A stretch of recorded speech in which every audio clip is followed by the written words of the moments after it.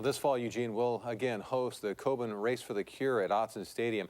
And if it's anything like last year, there will be a crowd of thousands waging war against cancer and supporting survivors in our communities.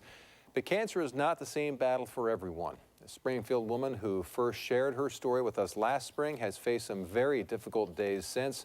But as News Source 16's Kelli Warner shows us, even when her body is weak, she is strong in spirit.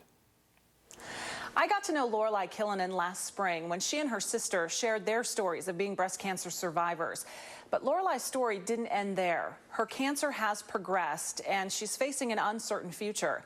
But she's never lost hope, especially when it comes to what's most important. In a torrential downpour, 7,800 people crossed the finish line of Eugene's first ever Komen Race for the Cure. Lorelei Kyllonen of Springfield was right in the middle of them. That was a fun day for me. Lorelei is now in the race of her life. Her third bout with cancer has been the most aggressive. Because I have the cancer in my bone marrow, it's really hard to treat. Recently, Lorelei had to stop working, and there are things she used to be able to do that she can't anymore, like taking part in marathons. But she hasn't lost her inner strength or her sense of humor.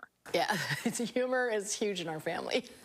Lorelei's humor is what's helped her deal with this devastating disease, and family and friends are everywhere. Their pictures displayed throughout her home, on the fridge, on the mantle, down the hallway. And I had all these pictures in a drawer, and then I thought, you know, I need to get those out on the wall. But over the last several months, she's had to get serious and have some tough conversations with the people she loves. She cornered her brother about her will during a Seattle Seahawks game on TV. And I thought, well, I'll just nail him at halftime.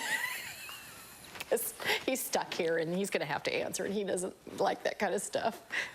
So I looked at him and said, we're going to have a 5-minute uncomfortable conversation during the halftime. And he was like, oh, my God. Time has come to mean so much to Lorelei. Even simple walks with her 2 dogs bring new perspective. And I started walking slower. I could, like, smell the smells of the farmland out there. And I thought, man, I never did any of that when I was just rushing down the street.